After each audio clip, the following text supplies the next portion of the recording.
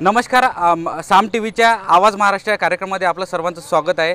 आपण आवाज अकोला जिल्ह्यातील मूर्तिजापूर मतदारसंघामध्ये या मतदारसंघात भाजपचे आमदार हरीश पिंपळे हे तिसऱ्यांदा निवडून आलेले आहेत। या मतदारसंघात नेमका काय समस्या आहेत, काय शेतकऱ्यांच्या काय समस्या आहेत, अधिक काही मूर्तिजापूर आपल्यासोबत जोडलेले आहेत, त्यांना विचारूया थेट। आपल्यासोबत काही शेतकरी आहेत। दादा, तुम्ही या मतदारसंघातले शेतकरी आहेत, शेती करताना तुम्हाला काय अडचणी येतात, काय समस्या असतात? शेती करताना सगळ्यात मोठी अडचण ही आहे की या जो सरकारचे ध्येय धोरण आहेत किंवा ज्याच्यात जीएसटीतनी शेतकऱ्याची पिळवणूक होऊन राहिली आहे, त्याच्यानंतर आज शेतकऱ्याला वन्य प्राण्यांच्या बंदोबस्तासाठी कंपाऊंडची नितांत गरज आहे। तर कंपाऊंडची स्कीम या राज्य सरकारनं अंमलात आणली पाहिजे। त्यानंतर शेतकऱ्यांना शेतीत जाण्याकरता पांदन रस्त्याची आजच्या समृद्धीच्या धर्तीवर समृद्धीला पैसे देऊन रोड तयार केले जातात, पण शेतकऱ्याचे रोड फुकटचे असल्यामुळे कोणी करून राहिले नाही। त्या रोडसाठी शासनानं स्पेशल त्या शेतकऱ्याला फंड देऊन शेतरस्ते तयार केले पाहिजे। त्यानंतर सगळ्यात महत्त्वाचा प्रश्न आहे आमचा कोणता की शेतकऱ्यांना 60 वर्ष वयाच्या वरच्या शेतकऱ्याला जशी आमदार खासदाराला पेन्शन आहे रिटायर झाल्यावर, त्याच धर्तीवर शेतकऱ्यांना 60 वर्षावरील शेतकरी शेतकऱ्यांना पेन्शनची योजना 10,000 रुपये लागू करण्यात यावी व अशा आमच्या पीक विमा 25% अग्रिम, ओला दुष्काळ अशा अनेक समस्यांना ग्रासलेला तालुका आहे। या सर्व गोष्टीसाठी या शासनानं लक्ष देऊन आमदार साहेबांनी याच्यात लक्ष दिलं पाहिजे। बाकी शेतकऱ्याच्या नितांत गरजा आहे, ह्या काही कोणाच्या व्यक्तिगत गरजा नाही आहेत। यासोबतच काही आणखी लोक आहेत आपल्यासोबत। दादा, या निवडणुकीत काय महत्त्वाचा मुद्दा असला पाहिजे तुमच्या मतदारसंघातला, काय वाटतं तुम्हाला? शेतीच्याबद्दल खूप समस्या आहेत। शेतकरी जुने म्हणजे परेशान झालेला आहे, ओला दुष्काळ पडलेला आहे, सोयाबीनला काही शेंगा नाही। त्यांनी पीक विमा 75% पीक विमा मागच्या वर्षीचा मिळाला नाही, यावर्षी 25% विम्याची आम्ही मागणी केलेली आहे, तरी शेतकऱ्याला कर्जमुक्त देऊन शासनाने याच्यावर दखल घ्यावी। यासोबतच काही आणखी आहेत। दादा, या मतदारसंघातले तुम्ही नागरिक आहे, तुम्हाला काय अडचणी आहेत समजा मतदारसंघातला? या निवडणुकीत मतदारसंघातला कोणता महत्त्वाचा मुद्दा निवडणुकीत गाजला पाहिजे, काय वाटतं तुम्हाला? सर्वात प्रथम युवकांचे खूप मोठा प्रश्न आहे। युवकांसाठी उद्योगधंदे आले पाहिजे, ते अजूनपर्यंत आलेले नाही आहे। युवकांसाठी खूप मोठं काही असं व्हायला पाहिजे, ते पण सुद्धा काही झालेलं नाही आहे। अपेक्षा आहे की यावेळेस काहीतरी युवकांसाठी व्हावं आणि मोठं काहीतरी व्हावं ही अपेक्षा। जे आता हरीश पिंपळे आमदार आहेत, ते पुन्हा तुम्हाला असं वाटते आमदार झाले पाहिजेत? झालेच पाहिजेत तर गोष्ट खरी आहे, पण जसा विकास पाहिजे तसा सध्या नाही आहे। बरं, झाले पाहिजे म्हणजे का झाले पाहिजेत, काय विकास त्यांचा बाकी आहे? सध्या विकास तर असा जेवढा पाहिजे तेवढा झालेला नाही आहे, पहिली गोष्ट। आणि दुसरी गोष्ट म्हणजे युवकांसाठी जे उद्योगधंदे इथं आहेत, MIDCचा खूप मोठा परिसर आहे, तिथं सध्या MIDCमध्ये काही युवकांसाठी काहीच असे बेरोजगार नाही आहे। मोठे मोठे कारखाने तिथे आले पाहिजे जेणेकरून युवकांना त्याच्याविषयी मोठं काहीतरी व्हायला पाहिजे। यासोबतच काही आणखी लोक आहेत आपल्यासोबत। दादा, तुम्ही या इथले मतदारसंघातले नागरिक आहेत, तुम्हाला काय या निवडणुकीतला महत्त्वाचा मुद्दा वाटतो यंदा? महत्त्वाचा मुद्दा म्हणजे खऱ्या अर्थानं म्हणजे या ठिकाणी पाण्याचा जो फार मोठा गहन समस्या आहे की गेल्या समजा अनेक वर्षापासून या ठिकाणी पाण्याची व्यवस्था म्हणजे जर शासन स्तरावर जर चांगल्या प्रकारे जर योजना अंमलात आणली तर निश्चितपणे त्या सर्वांना लाभ होऊ शकतो। तर नागरिक म्हणजे जोही उमेदवार येणाऱ्या काळामध्ये जर त्या पद्धतीचं आश्वासन देत असेल आणि ती पूर्तता करत असेल तर निश्चितपणे जनता त्याच्या पाठीशी राहील। यासोबतच ताई आणखी आपल्यासोबत आहेत। ताई, तुमच्या मनातला खासदार म्हणजे आमदार कसा असायला पाहिजे इथला? आमदार हा असा असावा की त्यांनी मूर्तिजापूरमध्ये सगळ्या बाजूचा विचार करून त्यांनी आपल्या मूर्तिजापूरमधला विकास व्हायला पाहिजे। आता सध्याची तर परिस्थिती अशी आहे मूर्तिजापूरमधली, 3 आठवडे झाले मूर्तिजापूरकरांना पाण्याची व्यवस्था नाही आहे। नगरपालिकासुद्धा आणि सध्या सगळे सांगत आहे की बा मशिनी जळल्या वगैरे, त्याची पर्यायी व्यवस्था त्यांनी काही केलेली नाही आहे। हा एक मुद्दा आहे। आणि नगरसेवक असतील, वार्डमधले जे काय असतील ते, आणि जर इथलाच आमदार इथे आहे तर मूर्तिजापूरची ही पाण्याची समस्या अनंत काळापासून ही समस्या आहे, ती अजून देखील पूर्णत्वास गेलेली नाही आहे। आणि बस अशी उडवाउडवीची उत्तरं असतात, त्यामुळे हा तर या ठिकाणी विकासामध्ये कमजोरी दिसूनच येते। त्याचप्रमाणे मुलींना ज्या सवलती दिलेल्या आहे, मला असे सांगावंसं वाटते की मुलींना सगळ्या सुविधा देऊन राहिले आहे, पण आजची परिस्थिती अशी आहे की मुले मागे पडत आहे, मुलांमध्ये न्यूनगंड निर्माण होत आहे। आणि ते जर त्यांना असं वाटते की बा मुली पुढे पुढे जाणार आहे, मग त्यांच्या आईवडिलांच्या अपेक्षा वाढलेल्या आहे। आणि सरकारने ह्या पण दोन्ही बाजू समान ठेवल्या पाहिजे। जसं सगळीकडे समानता ठेवलेली आहे की स्त्री आणि पुरुष आणि आरक्षणामध्ये पण ठेवलेलं आहे, तसंच मुली आणि मुलांमध्ये भेद नसायला पाहिजे आणि मुलांनी पण त्यांची उत्तरोत्तर प्रगती केली पाहिजे असं मला वाटते। त्यांच्यासाठी काही सुविधा शासनाने दिल्या पाहिजे अशी माझी विनंती। यासोबतच काही आपल्यासोबत वकील पण आहेत। ताई, तुम्ही वकील आहेत, काय महिलांसाठी सरकारनं काय केलं पाहिजे, म्हणजे काय वाटतं तुम्हाला? मी ॲडव्होकेट राधिका नरेंद्र तिडके काळे, मी इथे मूर्तिजापूर कोर्टात प्रॅक्टिस करते।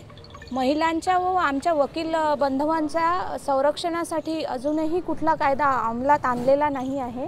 तसंच महिला सशक्तीकरण आणि बेरोजगारासाठी आमदारांनी किंवा कुठल्याही राजकीय पातळीवर कुठलाच कायदा आणलेला नाही, त्याबद्दल यांनी काम करायला पाहिजे। तसेच शेतकऱ्यांचा जे प्रश्न आहे याच्यावर त्यांनी काहीतरी लवकरात लवकर निर्णय घेतला पाहिजे।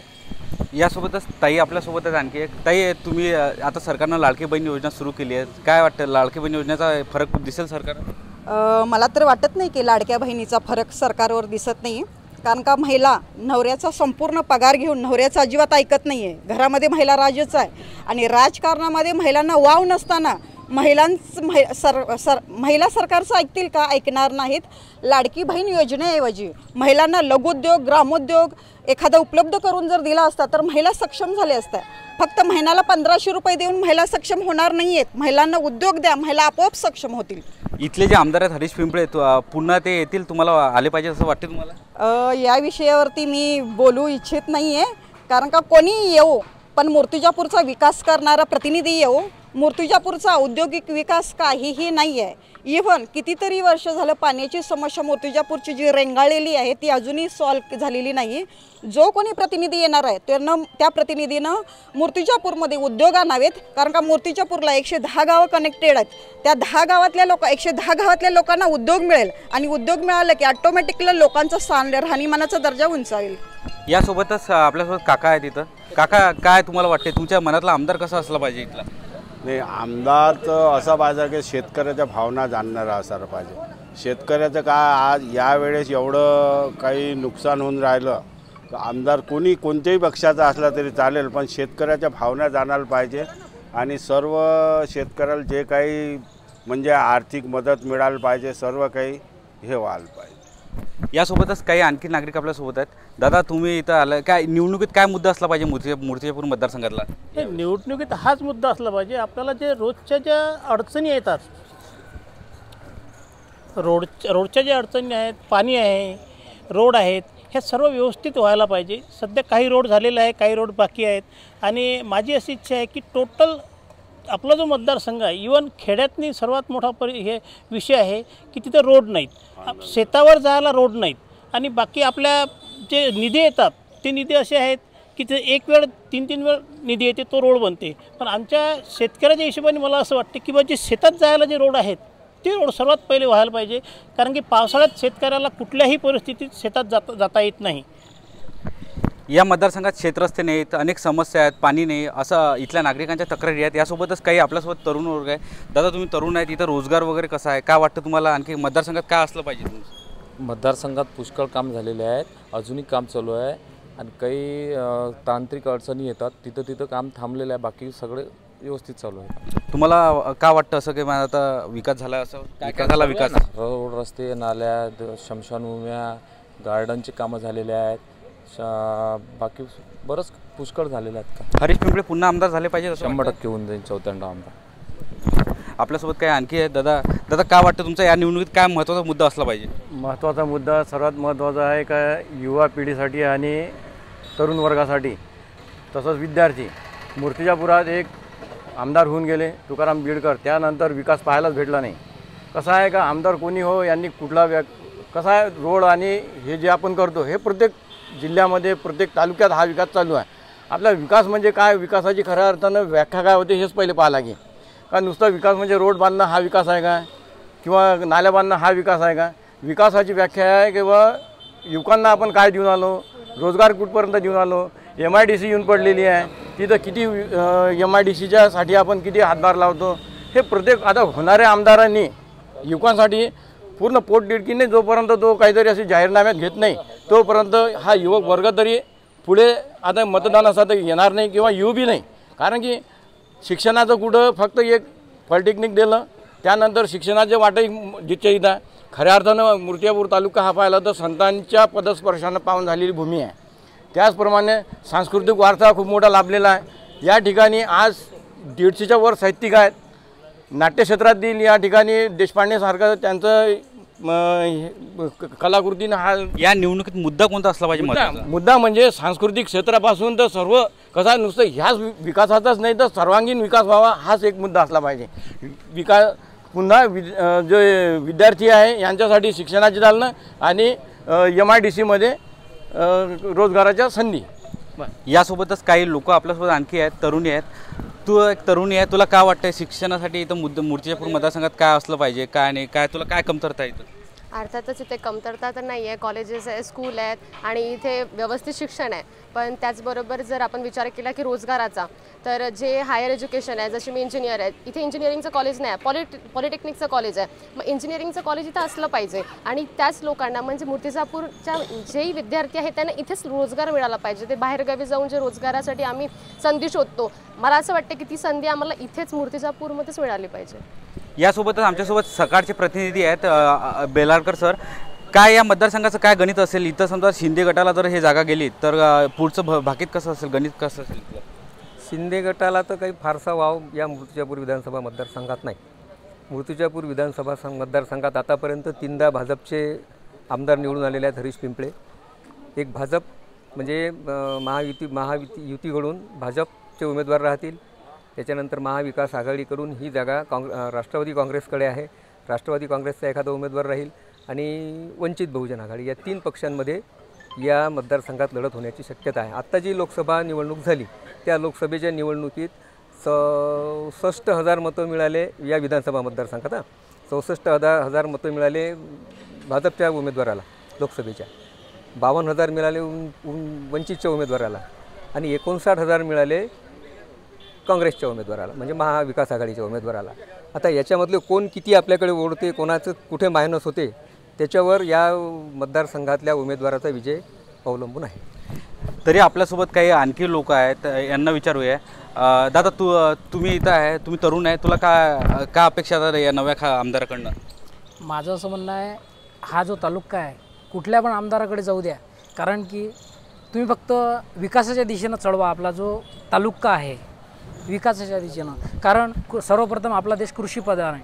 कृषीप्रधान असल्यानंतर आपल्या देशामध्ये जर शेतकऱ्याच्या शेतरस्त्याला जर त्रास होत असेल तर मग आपला कृषीप्रधान देश म्हणण्यात काही अर्थ नाही राहणार. माझं असं म्हणणं आहे, इथल्या शेतकऱ्याचा जो मला आज वरतून पाऊस चालू आहे त्या पावसामध्ये अटकून राहतो. आपल्या शेतामध्ये बंडी पण जात नाही आणि आपण विचार जर केला तर समृद्धी महामार्ग मिळाला बिझनेसमॅन लोकांकरिता. पण बिझनेसच्या व्यतिरिक्त सर्वप्रथम आपला कृषीप्रधान देश असला त्याचा विचार करा ना आपण, की बा आपल्या देशामध्ये शेतातले रस्ते मेन.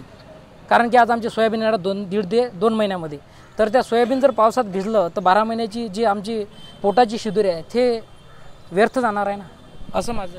यासोबतच एक ताई आपल्यासोबत आणखी आहेत. ताई, या निवडणुकीत कोणता मुद्दा महत्त्वाचा असला पाहिजे? एक तुम्ही महिला आहे, आता लाडकी बहीण योजना पण सरकारनं सुरू केली आहे, याचा कितपत फायदा आता सरकारला होणार आहे, काय वाटतं तुम्हाला?